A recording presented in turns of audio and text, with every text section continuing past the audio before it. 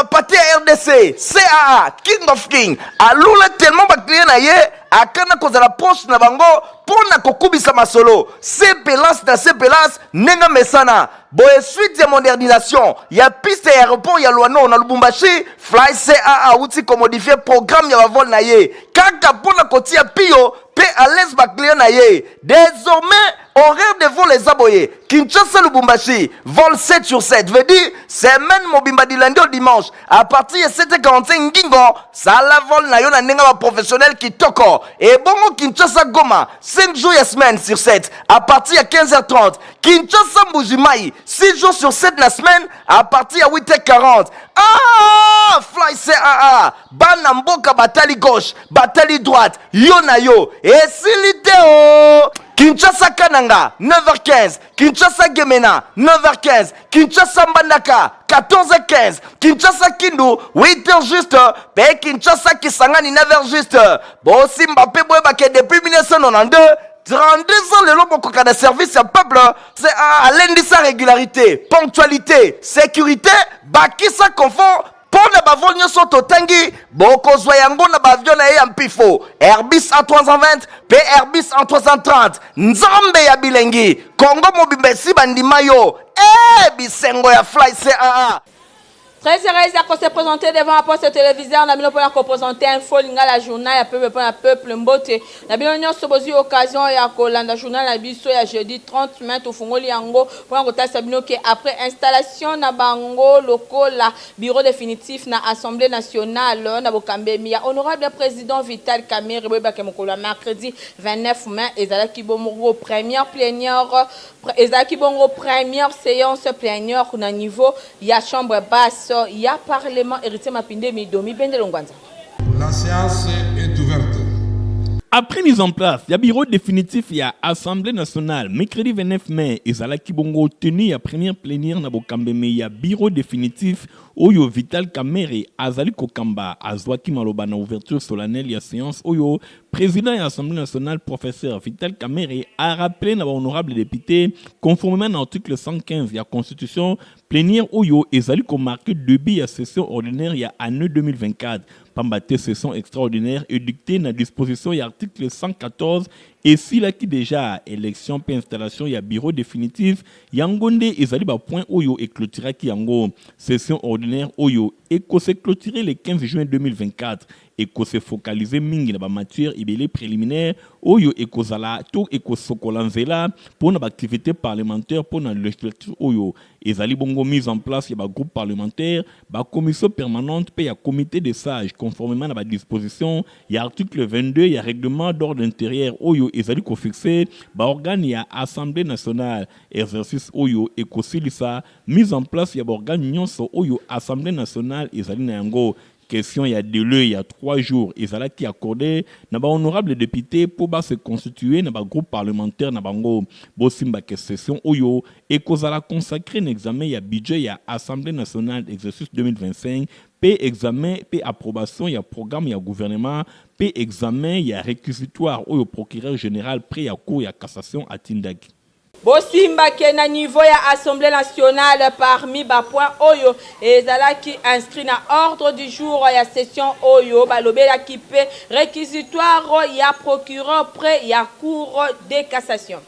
Procureur général, près ya cour ya cassation à Tindaki bongo réquisitoire na niveau ya bureau ya Assemblée nationale Oyo honorable président Vital Kamerhe Azali Kokamba réquisitoire Oyo ya procureur près ya cour ya cassation et sengi mingi ba ministre Oyo bazalaki na katu ya gouvernement et uti kosila ya Jean-Michel Sama Lukonde Kenge entre autres Nicolas Kazadi Oyo azalaki ministre ya finance par rapport à dossier à forage pe à lampadaire Oyo ezali ko benda polémique na ndenge ya kosakanate bosimba ke réquisitoire Oyo et komaki na bureau ya Assemblée nationale honorable président Vital Kamerhe expliqua ki ndenge nini makambo ekotambola conformément au règlement d'ordre intérieur et à l'Assemblée nationale, réquisitoire local et commun, boyeba kosa la commission moko, commission Oyo, et kosa na mosala, ya ko étudier réquisitoire ya procureur, bakoyo kayango, pe bango bakosangana na commission oyo bakobenga honorable député oyo azali concerné.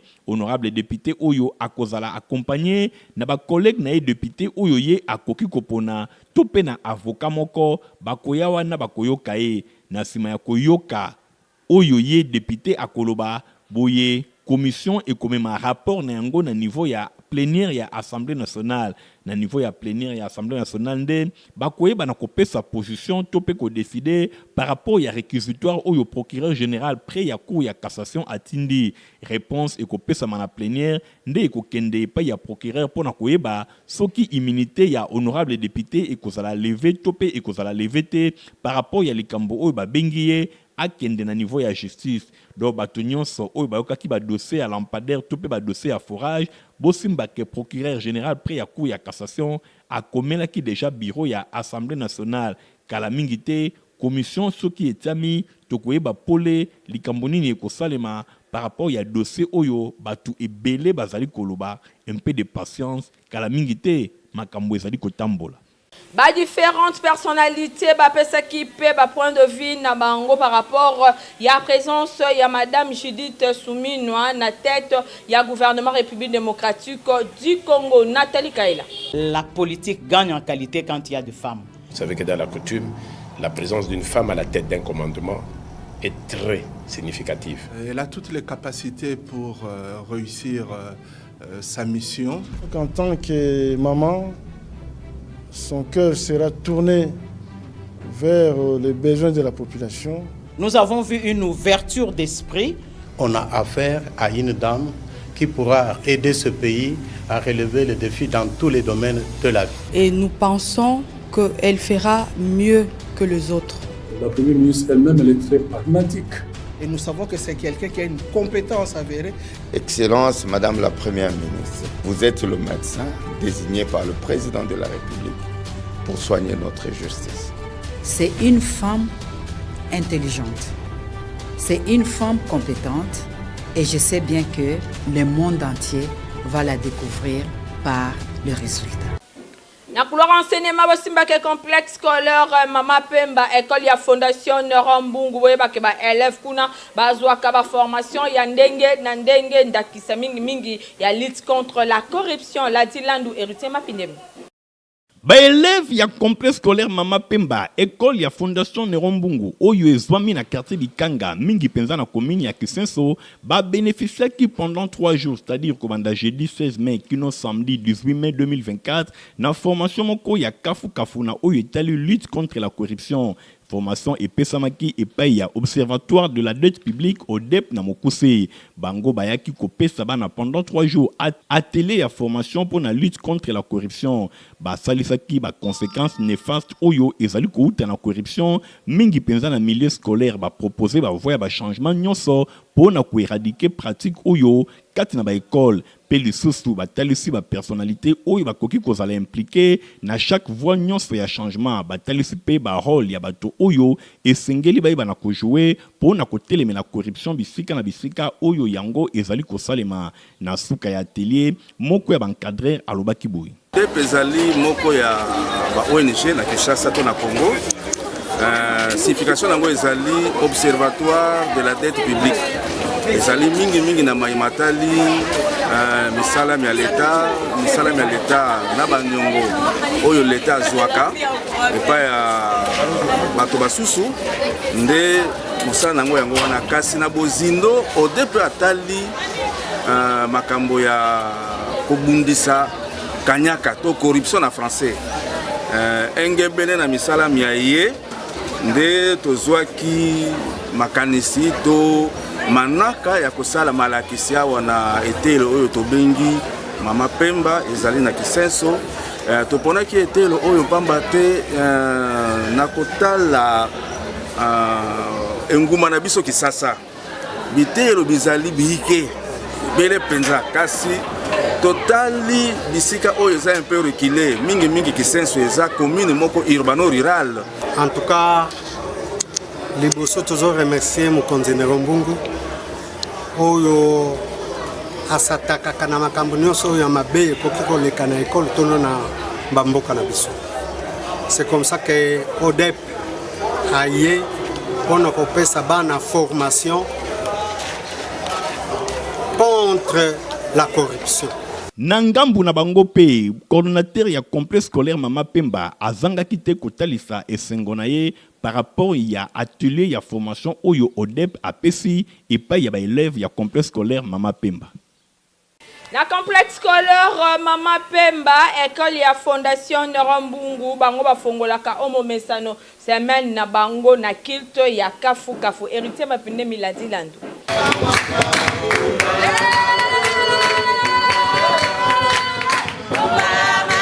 Ndenge kaka ezalaka lokola momesano na complexe scolaire Mama Pemba école ya fondation Nerombungu chaque lundi ba démarraka semaine na bango en beauté batikaka mosala nyonso na boko ya Nzambe mbala oyo pe ezalaki kaka lokola momesano ba enseignant ba personnel administratif bref bato nyonso basalaka na complexe scolaire Mama Pemba basanganaki pona kokumisa Nzambe pe koyoka liloba na ye mbala oyo bazalaki bongo bateyamaki epai ya Koma Honoré oyo ateyaki na mokanda na Psaume chapitre 60 epai wapi atalisike avec Dieu nous ferons des exploits esengeli kotambola tango nyonso elongo na Nzambe soki ozali kotambola na Nzambe okosala exploit ya ndenge na ndenge oyo moini Satana akopusanaka soki mokete pene na yo olingi réussite kangama na Nzambe olingi succès kangama na Nzambe olingi bénédiction nyonso ezali kaka na ngambu ya Nzambe esengeli te koluka yango na esika mosusu na tina wana Mateya ezalaki vraiment capté 5 sur 5 epai ya ba enseignant pe ba personnel administratif nyonso ya complexe scolaire Mama Pemba ya fondation Nerombungu oyo bazalaki wana présent Mateya elekaki vraiment kitoko. Micro ya Info Lingala Ngoma Honoré oyo azalaki mote ya mokolo alimbolaki déroulement ya prière ya mbala oyo. Alors, lelo chaque lundi nous allons na culte oyo tokumisaka Nzambe yoka maloba na Nzambe neto yaka 6h30 toza déjà awa culte bandi 17h15 tosilisi et puis to continuer ba activité ya jour. Alors, nous avons béni le Seigneur pour na Mateya oyo a inspiré nga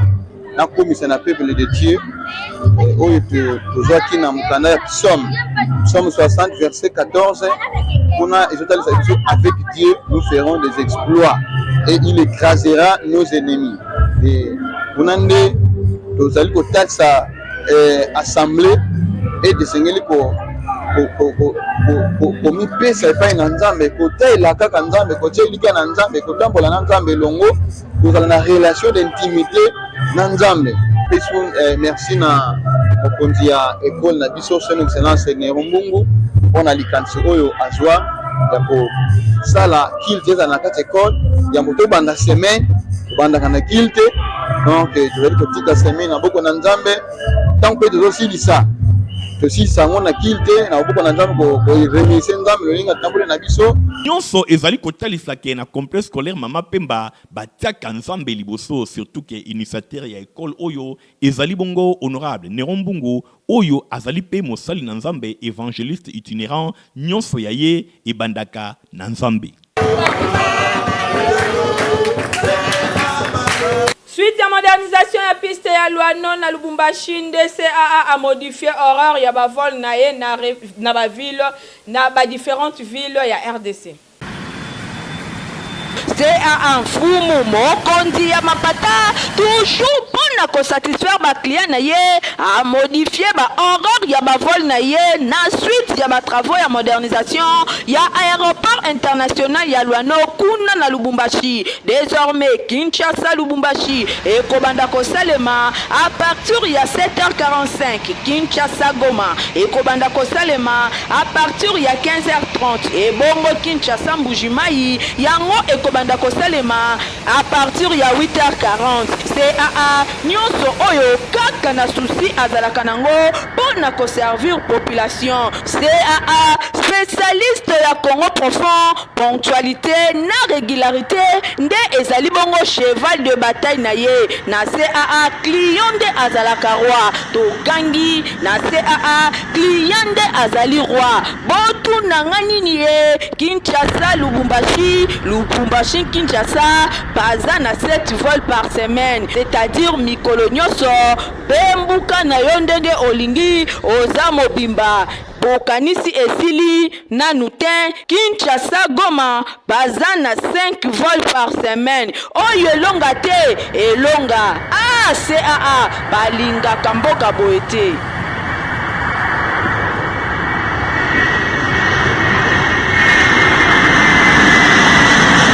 La rapporteur ya info lingala journal ya pepe babeta ki tour na province ya Mai Ndombe mingi penza na territoire ya Kutu epai wapi batalisi bino esika moko babengaka kuna Kapela. Christian Kangebeni, Michael Bustoto.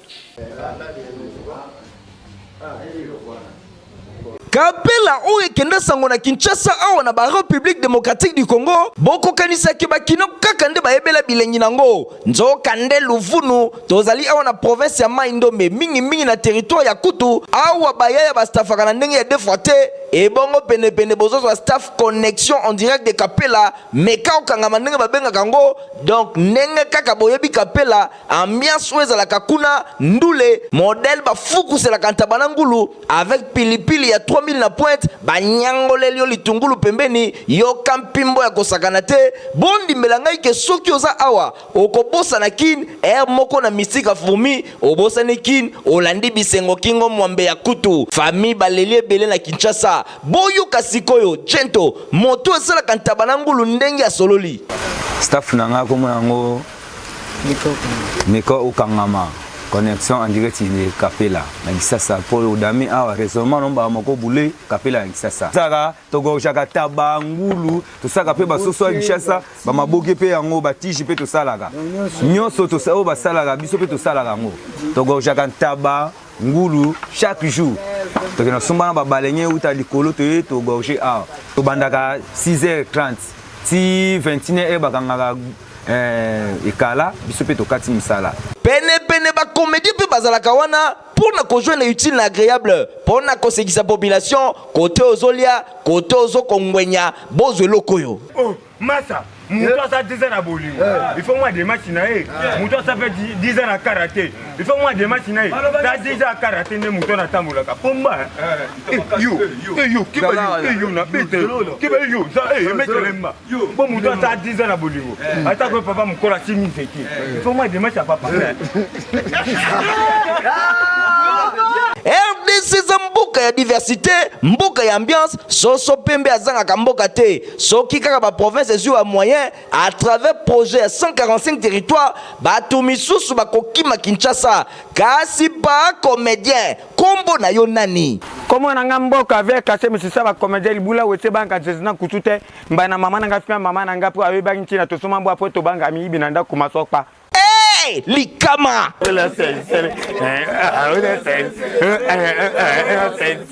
Bon oyo ezo kabola bongo quartier mapela na quartier inkuna na commune ya Masina eza pene ya kobeba makaserite mapindemi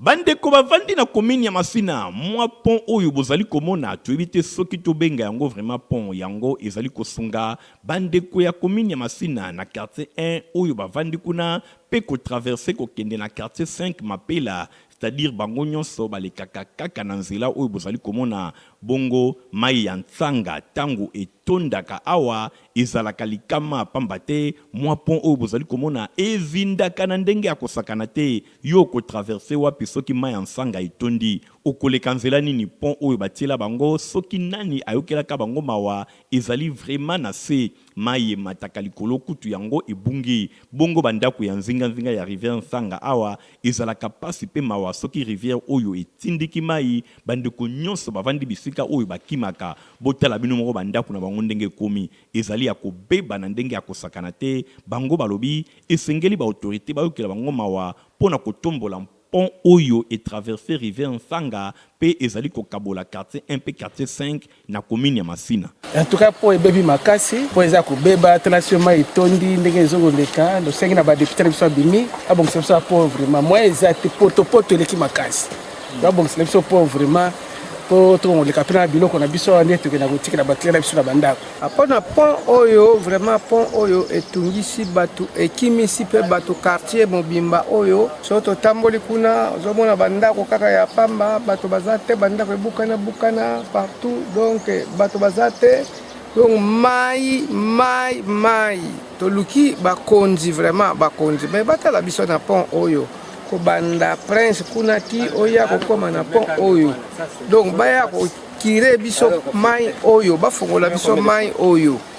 Likambo etali bongo kirage ya bakanivo eza matata mingi bisika ebele ndakisa oyo ezwami na avenue Wamba na Njilo quartier 12 soki mvula ebeti en tout cas awa eza matata mingi. Ba inondation ebele toza ko vivre na ville ya Kinshasa ezali suite na non kirage ya bakanivo oyo ekoma nango boucher na ngambo mosusu ezali pe mentalité ya mabe ya population oyo abwakaka ntango nyonso bosoto na kanivo sans koyeba baconséquence ekoki kolanda.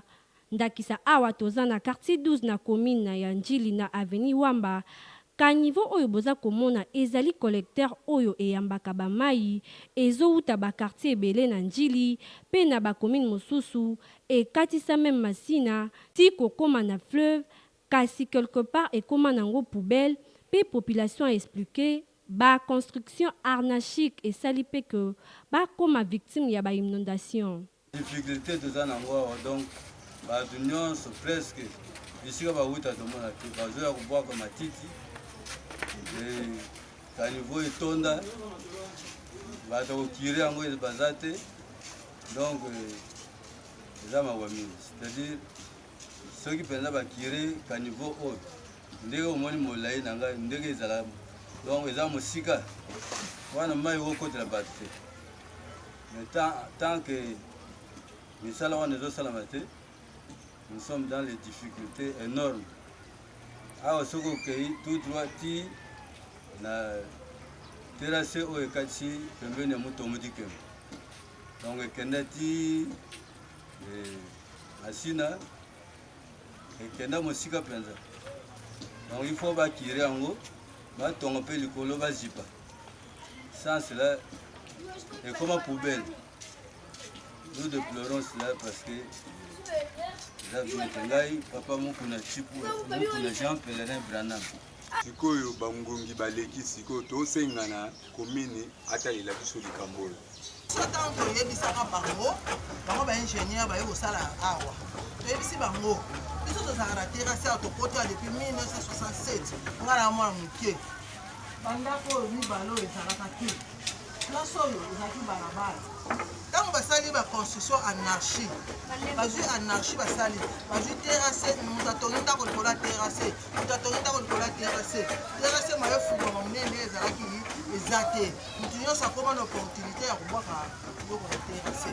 Tobandi ke ba autorité bakosala makasi pona ko résoudre situation oyo population pe na ngambo na ye ezosenga vraiment changement ya mentalité pamba te biloko toza kosala ezozongela kaka biso moko.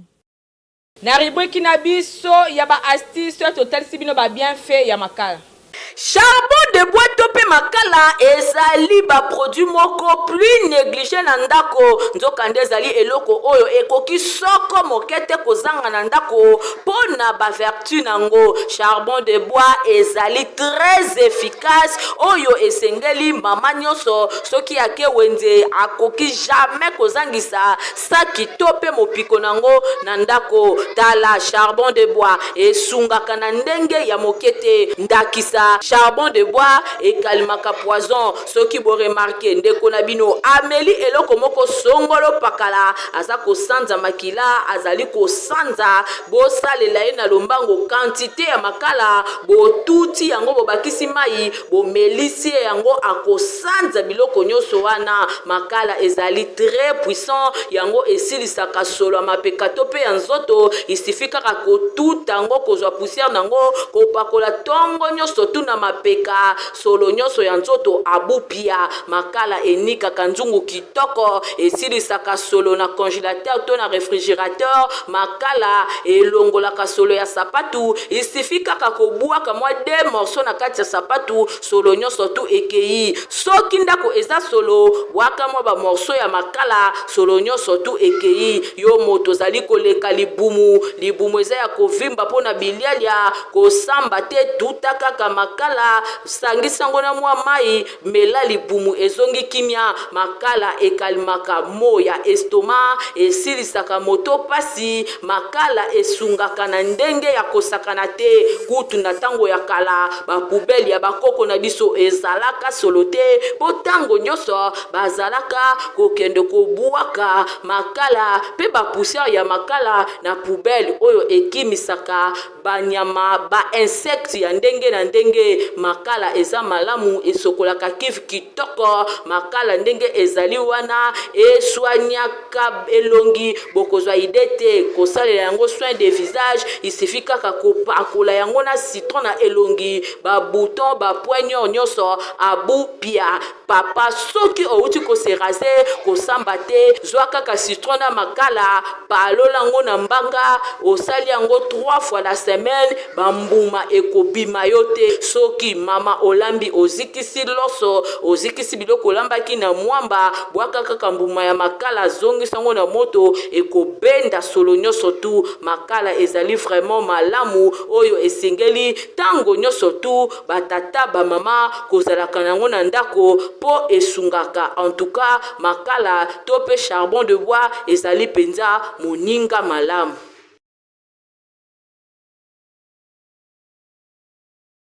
Bososoli ke journal ya pepe pona pepe yango ekomi na suka bandeko botikala malamu. Au revoir.